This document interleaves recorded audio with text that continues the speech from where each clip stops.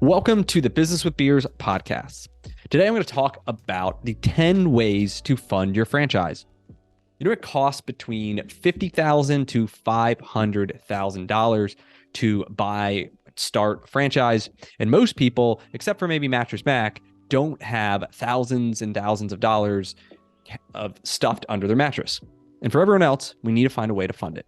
So, a word of caution before we get started here is running out of cash is the number one reason that businesses fail. So don't overextend yourself. It's better to start small and be conservative. Have cash reserves on the side. Sometimes sales don't grow as fast as you expect them to. Sometimes the business is a lot more difficult to learn than you anticipated.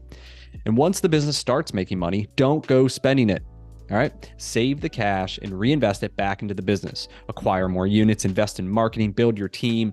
You can live an excellent life by owning franchises, or you can build generational wealth, like ridiculous wealth and an empire if you reinvest those profits back into growing and scaling your business. It's totally up to you, but I'm choosing a later.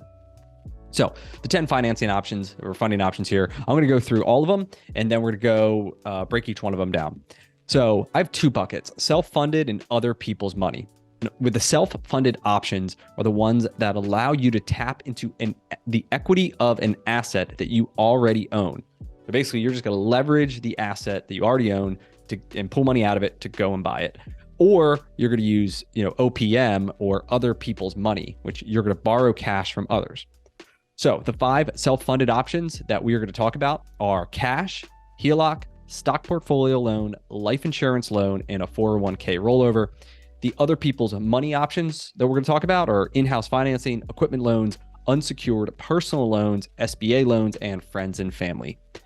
I have this whole list as a downloadable free copy. If you can just send me an email, Brian@BeersPodcast, or shoot me a DM on Twitter, happy to send you the link. So self-funded, let's get into this. So cash. So if you want to buy a franchise in cash, there's a couple pros. There's no stress of debt. You have no loan payments. You have no additional interest, expense. And this is an excellent option for any low cost franchises. So, 50,000, 100,000, even 150,000, is a good option for paying cash. The cons on the side is it takes years to accumulate that much cash.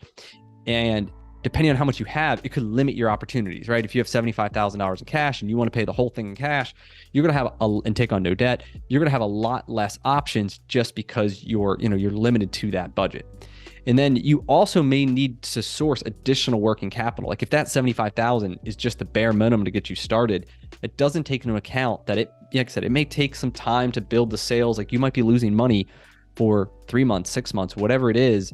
And if you totally tap yourself out, you could get into a bind. And so that's the con and to be cautious about. Number 2 is HELOCs, so home equity line of credit or HELOC. The pros here is you get to tap into your home's equity. So let's say you own a house that's worth $500,000 and you owe $250,000 on it, right? You have $250,000 of equity. Depending on the bank, they will let you borrow up to 100% of that equity. So you'll have a line of credit for the $250 that's remaining. Some of them allow you to borrow up to 90% or 80% of the home's value, which would, reduce that number. Some of the pros here is it's interest only payments. They are normally some of the lowest rates that you can get for this type of acquisition. And it's very easy to apply. You get an appraisal, not too bad. And then as your business makes money, then you start paying down the principal, right? Which lowers your interest rate. And that's a great option. Now, the cons are similar to the cash. If you don't have much equity in your house or you don't own a house, it will limit your opportunities. If you only have $50,000, right? And that's going to fund the whole thing, you're limited, right? Another con is a bank could not renew the line of credit and then they term out the loan, which basically means it's interest only payments until they say, hey, we want to start forcing you to pay principal, and then they'll term it out on a 10-year note, which increases your payments every month because not only are you paying interest, but now you got to pay principal. And so you want to clearly understand what the requirements of the bank are and when does that happen, and making sure you can afford it, because the worst case scenario here is you lose your home because you can't repay it. So obviously you want to be careful with that, and this goes back to the whole thing about don't overextend yourself. Number 3 is a stock portfolio loan. So most major brokerages, so, Vanguard, Fidelity, Charles Schwab, whatever, these big brokerages allow you to borrow up to 50% of your non-retirement stock portfolio. So let's say, you've got, what do I have here? Like $200,000 of value, and maybe it's in the S&P 500 index or in some bonds, whatever. It's not retirement though. So it's not a IRA, it's not a SEP, it's not 401k. It's like your cash brokerage account. They will allow you to borrow up to $100,000, right? 50% of it. And so some of the benefits here are it's normally way better than having to sell your stocks, right? Selling $100,000 worth of your stocks will, incur capital gains most likely. And then you also are going to miss out on the future growth and dividends and everything that you have by owning those those stocks. And so, this is a good way to leverage equity in your stock portfolio, pull out that cash, and then use it to invest in your business. Applying it is really easy. Like once you get it, you just have it. And whenever you want to tap it, you can just have them send you a check, and then they start charging you interest. And then you pay principal as the business, starts to make money, similar to HELOCs, which then lowers, your interest because you're paying down the debt. On the con side is, once again, you're limited if you don't have a big portfolio. The rates are higher than a HELOC. Like right now, it's like 2 to 3% higher than whatever, your HELOC would be. So today, I want to say Vanguards are like 10%, something like that. So pretty similar to like an SBA loan is. HELOC's definitely the best, cheapest option. This is like the next cheapest. And the biggest risk here is you get a margin call if the value of your portfolio drops below that max loan to value. So in my example here, you have $200,000, right? The max that they will let you borrow is up to 50%, okay? So you can borrow $100,000 out of your $200,000 of value. And let's say the portfolio drops by 10%. So it drops from 200,000 to 180,000. All right. The new maximum loan is now 90,000, right? 50% of the value, so 90,000. And if you maxed out and borrowed $100,000, you will get a margin call for $10,000, right? The 90,000 max loan, the 100,000 that you have like on the streets, they're going to say you have to deposit $10,000, or if you don't, within a certain time period, they will start selling your stocks, like force selling them in order to get you back to that, under 50% LTV. So the advice here is, if you're going to do this, do not max out, do not go 50%. And, let's say you only borrowed 80,000, right? You could have borrowed 100, but you decided, hey, I'm only going to borrow, 40% instead of 50%. So you borrow 80,000. If the value drops and 90 is the max, you're still good because you only owe 80, right? And so don't max it out, stay conservative. And if you want to set this up, it's super easy. There's no cost. Just contact Vanguard, Fidelity, whoever you bank with or, have your brokerage account with, and they will set it up for you. Number 4 is a life insurance loan. So if you have a whole life insurance policy, you are building cash value, and you have the ability to borrow 100% of that cash value. And similar to that HELOC, you're only making interest-only payments at great rates. Like I'm with Penn Mutual, it's 5.7%. I can borrow cash from my life insurance for 5.7%. That beats anything else. And there's also no timetable to repay the principal. So you're paying interest only, right? But the insurance company has guaranteed payment upon your death. So there is no terming out the loan. There's no forced repayment. It's totally on your schedule, as long as you're making the payments. On the cons here is it takes years to build good cash value, and it also, limits your opportunities depending on how much you have. And I'm a huge fan of this whole like infinite banking strategy. I don't know if, I've talked about it in the past. I've interviewed guys on it. And the idea is you treat, a whole life insurance policy like a savings account.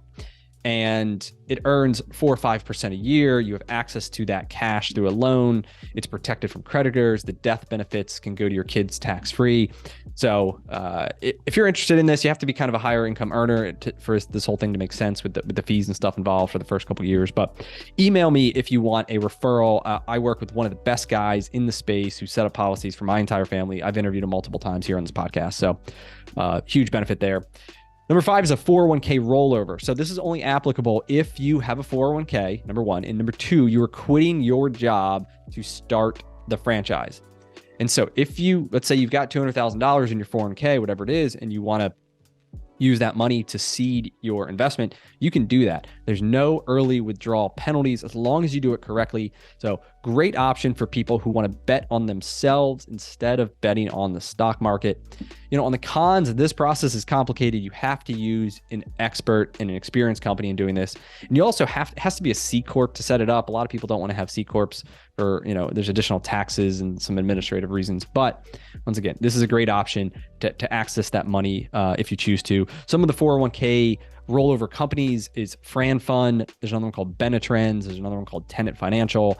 If we're working together, my team's helping you get into franchising, we can make introductions and hook you up with all these. So that covers our 5 self-funded options: cash, HELOC, stock portfolio loan, life insurance loan, and a 401k rollover. Now we're going to dive into the second part of this, which is other people's money. And so there are 5 here. Number 1 is in-house financing. So many franchisors, or I shouldn't say many, some franchisors offer in-house financing for their franchise fees and equipment that you purchase through them. This is super easy. It's super quick. There's no banks involved. It's usually, reasonable interest rates of what they charge. And, I've seen it where, the franchise fees, whatever, $40,000 if you just pay it up front. And maybe, if you want to spread it over 4 years, you pay, it's $45,000. So you pay a little bit more, but you only got to pay $10,000 up front and then, $600 a month or whatever it is for the next, 4 years. I've seen it on equipment that, let's say it's a custom build out thing and the franchisor does all the build out themselves because they have this specialized team. Sometimes they'll finance that for you as well. And so it all depends. And the cons here, though, is usually they have predetermined rates for everyone. So it could be 6%, it could be 8%, it could just be, hey, it is what it is, take it or leave it type of model. And the term that you get with them may be shorter, which means higher payments compared to other options. So maybe they offer, a 4-year loan, but hey, you go to the SBA or you go to some of these other and you can get 10 years, right? And so which lowers your payment.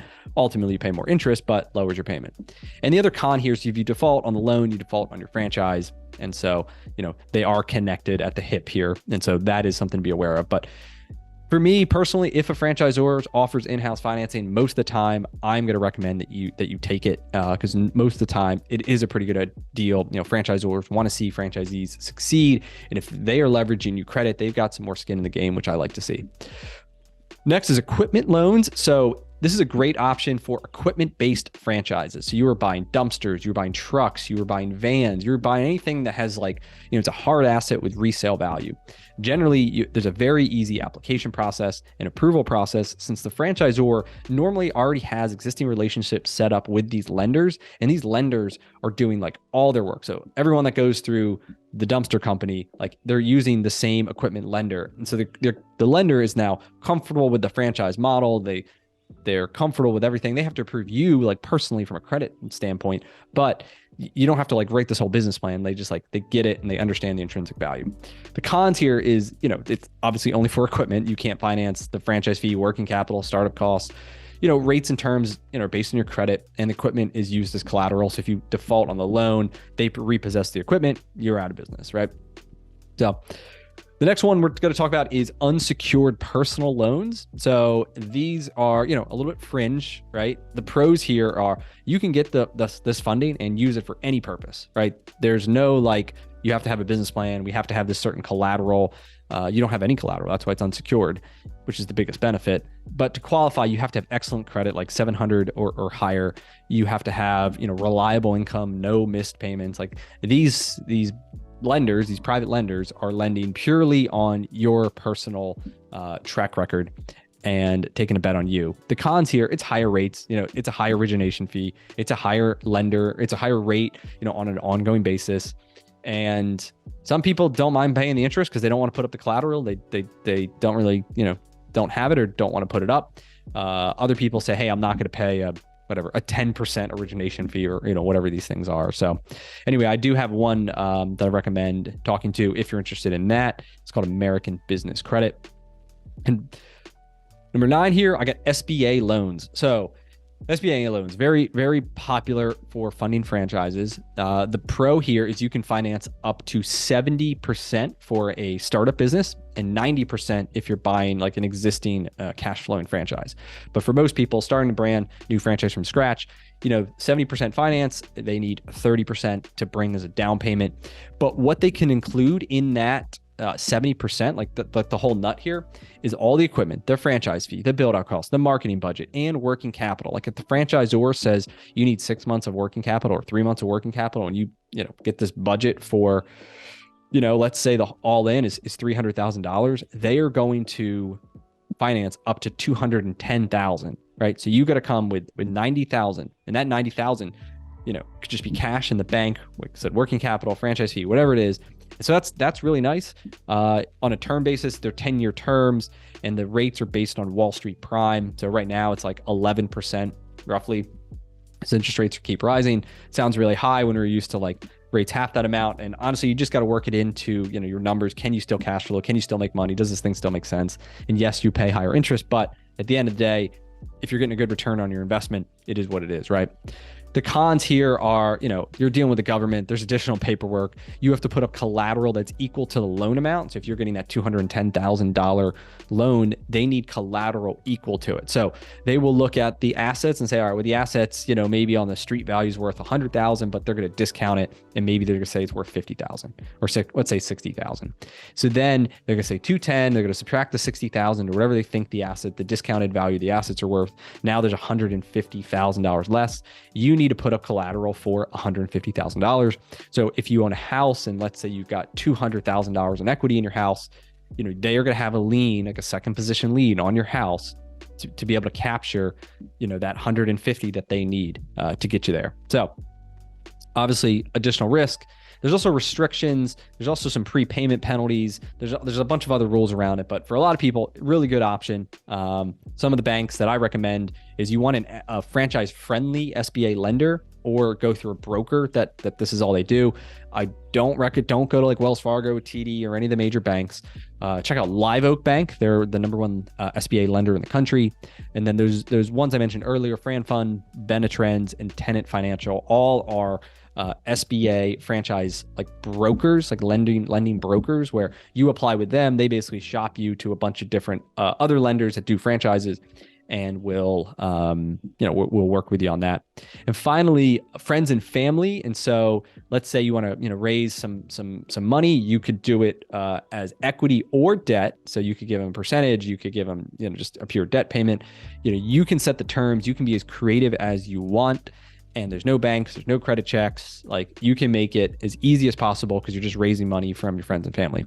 The cons here are, you got to hustle to raise the money, and you may end up getting some unwanted partners who demand updates and demand payments and are giving you shit at like Thanksgiving dinner and all these things that could go wrong, right? When you kind of mix your family and your business, and it could be bad. And then what may happen is you may decide, hey, I want to get these guys paid back as quick as possible. And maybe you're paying a premium because of the increased risk.